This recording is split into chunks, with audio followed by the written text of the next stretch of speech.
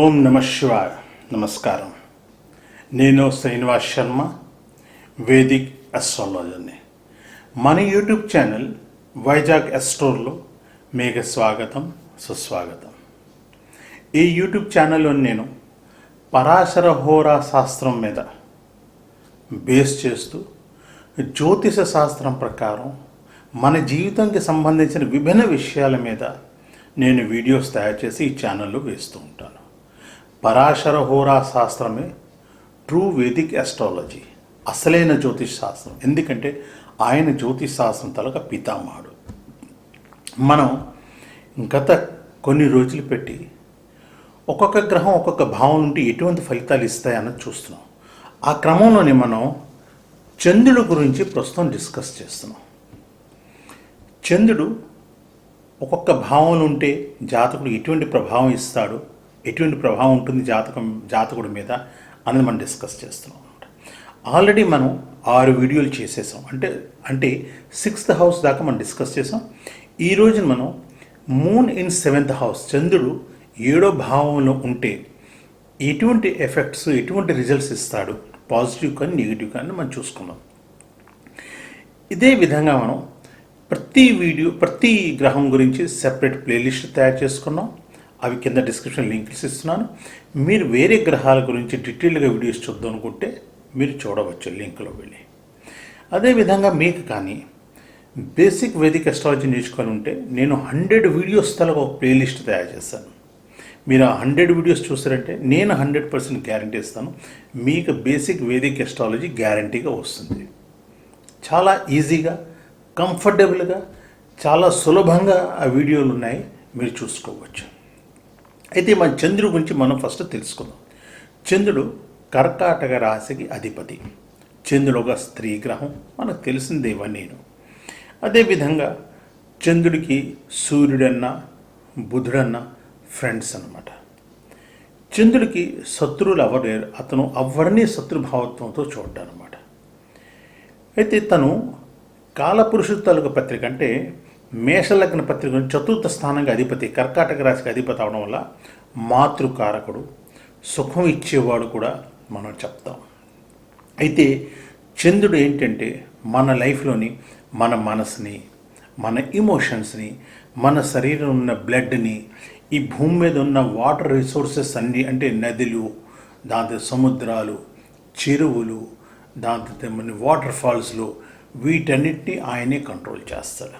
అదేవిధంగా సాల్ట్ని కూడా. అసలు చెప్పాలి అంటే ఈ భూమి మీద పోషణ శక్తి అన్నది చంద్రుడి దగ్గరే ఉంది అని మనం చెప్పవచ్చు. అందుకే చూడండి, పొగలంతా మొక్కలకు చిగుళ్ళు రావు, కానీ రాత్రి తెల్లవారు అయిపోయేసరికి చిగుళ్ళు వస్తాయి. సాయంకాలం దాకా మొగ్గలు ఉంటాయి, తెల్లవారేసరికి పువ్వులు అయిపోతాయి. ఆ పోషణ శక్తి చంద్రుడే ఇస్తాడు. అదేవిధంగా మన కెరీర్ అస్ట్రాలజీలోని కానీ చూసామంటే చంద్రుడు టూరిజము, అగ్రికల్చరు, దాంతో వాటర్ రిలేటెడ్ వర్క్స్ కానీ, బిజినెస్ కానీ, సాల్ట్కి, నేవీకి, దాంతో మనకి షిప్ బిల్డింగ్కి, పర్ల్స్కి, దాంతో hospital, nursery, petroleum, journalism, women welfare, liquor, వీటన్నిటికీ కంట్రోల్ ఎవరంటే చంద్రుడే చేస్తున్నాడు. చంద్రుడే అధిపతి వీటన్నిటికీ అనమాట.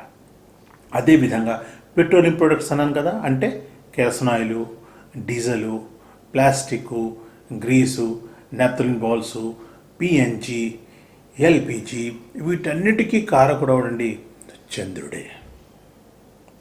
అయితే ఈ చంద్రుడు కానీ సూర్యుడి కంట 72 degrees కంట దగ్గరలో ఉన్నాడనుకోండి, చంద్రుడు క్షీణించినట్లుగా, అంటే ఎక్కువ శుభ ఫలితాలు ఇవ్వలేడు అని మనం గ్యారంటీగా చెప్పవచ్చు. అయితే శుభ ఫలితాలు ఎప్పుడు ఇస్తారండి? పాపగ్రహాలతో కలిసి ఉండకూడదు, పాపగ్రహాల తాలూకా దృష్టి ఉండకూడదు. ప్లస్ జాతకుడు ఎప్పుడు పుట్టి ఉండాలి?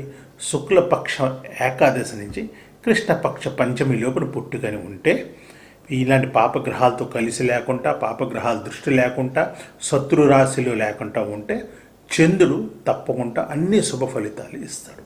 అయితే ఏ గ్రహమైన ఫలితాలు ఎప్పుడు వస్తుంది? ఆ గ్రహం తన దశ అంతర్దశలోనే ఫలితాలు ఇస్తాయి. ఈ చంద్రుడి తాలూకా పూర్తి కారకత్వాలు తెలుసుకోవాలనుకుంటే ఒక మంచి పుస్తకం పేరు చెప్తాను, ఉత్తర కాలామృత అది కాళిదాసు రాశాడు. ఆ పుస్తకం మీరు కొనుక్కొని చదువుకోవచ్చు. ఆ పుస్తకం తాలూకు లింక్ నేను కింద డిస్క్రిప్షన్లో ఇస్తాను, మీరు అమెజాన్లో వెళ్ళి కొనుక్కోవచ్చు. నెక్స్ట్, ఒకవేళ మీరు కానీ మీ బర్త్ డీటెయిల్స్ పంపించి నా ద్వారా జాతకం చూపించుకుందాం అనుకుంటే స్క్రీన్లోని నా కాంటాక్ట్ డీటెయిల్స్ కనిపిస్తున్నాయి, కింద డిస్క్రిప్షన్లో కూడా ఇస్తాను. నేను నామినల్ ఫీజు ఛార్జ్ చేస్తాను. ఆ ఫీజు మీరు పే చేసి మీరు మీ జాతకం చూపించుకోవచ్చు. జాతకం అనాలిసిస్ చేసిన తర్వాత ఒకవేళ మీకు ఎటువంటివైనా రెమెడీస్ అవసరం ఉంటే నేను మీకు వైదిక రెమెడీసే చెప్తాను. అవి సులభంగా మీరు ఇంట్లో కూర్చొని చేసుకోవచ్చు. అయితే ఇప్పుడు మనం ఈరోజు వీడియోలో మాట్లాడుతుంది 7th హౌస్లో చంద్రుడు ఉంటే ఎటువంటి ఫలితాలు ఇస్తారు. 7th హౌస్ గురించి చూద్దాం. లగ్నం నుంచి 7వ ఇల్లు, దీన్ని కేంద్ర స్థానం అంటాం. 1st, 4th, 7th, 10th ఈ 4 కేంద్ర స్థానం. ఇవి శుభస్థానాలు అన్నమాట. దీని కలత్ర భావం కూడా అంటాం, అంటే హౌస్ ఆఫ్ పార్ట్నర్షిప్ కూడా అంటాం. ఆ పార్ట్నర్షిప్ అనేది ఎవరికి అయితే లైఫ్ పార్ట్నర్ అవ్వచ్చు, అంటే వైఫ్ కానీ హస్బెండ్ కానీ అవ్వచ్చు, లేదంటే మన బిజినెస్ పార్ట్నర్ అని అవ్వచ్చు అనమాట. అయితే ఈ 7th హౌస్ని మారక స్థానం కూడా అంటాం. ఎందుకంటే 8th హౌస్ ఆయు స్థానం, 8th తలకు 12th హౌస్ 7th హౌస్ అవుతుంది. కాబట్టి ఇది ఆయు తలకు హాని, అంటే మారక స్థానం కూడా దీన్ని అంటాం. 2nd హౌస్ని కూడా మారక స్థానం అంటాం, మీకు తెలుసు అన్నమాట. అయితే కారకత్వాల ప్రకారం ఏంటంటే పురుషుడికి వైఫ్ ఇచ్చేది శుక్రుడు, స్త్రీలకి హస్బెండ్ ఇచ్చేది గురుడు చూస్తాం అన్నమాట. అయితే ఇదే హౌస్ నుంచి మనం వైఫ్ లేదా హస్బెండ్ తాలూకా డెత్ కూడా మనం చూడవచ్చు. ఫారిన్ ట్రావెల్స్, జాతకుడికి ఎటువంటి సెక్సువల్ డిజైర్స్ ఉంటాయి, అది కూడా మనం జాతక చక్రం 7th హౌస్ చూసుకుని ఈజీగా చెప్పవచ్చు. ప్లస్ బిజినెస్ పార్ట్నర్స్తో ఎటువంటి రిలేషన్షిప్స్ ఉంటాయి, అది కూడా మనం 7th హౌస్ తోటి చెప్తాం. ఫ్యామిలీ అంటే వైఫ్తో ఎటువంటి రిలేషన్షిప్స్ ఉంటాయి, అవి కూడా మనం 7th హౌస్ తోటి చెప్తాం. ఈవెన్ సెకండ్ వైఫ్ ఉంటుందా లేదా, మ్యారిటల్ హ్యాపీనెస్ అంటే మ్యారేజ్ లైఫ్లో హ్యాపీనెస్ ఉంటుందా లేదా, అవన్నీ కూడా మనం 7th హౌస్ నుంచి చూస్తాం. సెక్సువల్ డిజీజెస్ కూడా మనం దాంట్లో చూస్తాం. హర్నియా ప్రాబ్లం ఉంటుంది, అది కూడా మెడికల్ అస్ట్రాలజీలో మనం డిస్కస్ చేస్తూ ఉంటాను నేను. సో హర్నియా ప్రాబ్లం కూడా మనం 7th హౌస్ నుంచి చూస్తాం. ఈ కాలపురుష పత్రిక అంటే మేషలగ్న పత్రికలోని 7th హౌస్లోని తులారాశి వస్తుంది. తులారాశికి అధిపతి శుక్రుడు. అందుకు మనం ఈ 7th హౌస్ చూస్తున్నప్పుడు ఏ జాతక చక్రం శుక్రుడిని కూడా కంపల్సరీగా మనం చూసుకోవాలి. అదేవిధంగా ఈ కాలపురుష పత్రికలోని ఈ 7th హౌస్ అంటే కటి ప్రదేశాన్ని ఇండికేట్ చేస్తుంది. అంటే బొడ్డుకి కింద గుప్తంగాలకి మీద ఉన్న భాగం కటి ప్రదేశం అంటాం. దానికి కూడా సంబంధించిన విషయాలు మనం 7th హౌస్ తోటి చూస్తాం. అయితే 7th హౌస్ స్ట్రాంగ్గా ఉందనుకోండి, అంటే ఏంటి, మంచి ప్లానెట్స్ ఉండి శుభగ్రహాలు దాంట్లో ఉండి శుభగ్రహాలు దృష్టి పడితే అప్పుడు ఆ 7th హౌస్లో మంచి రిజల్ట్స్ వస్తాయి. అంటే మ్యారిటల్ లైఫ్ చాలా బాగుంటుంది, వైఫ్ చాలా బాగుంటుంది, వైఫ్తో రిలేషన్స్ బాగుంటాయి, బిజినెస్ పార్ట్నర్స్తో మంచి రిలేషన్షిప్స్ ఉంటాయి అని చెప్పచ్చు.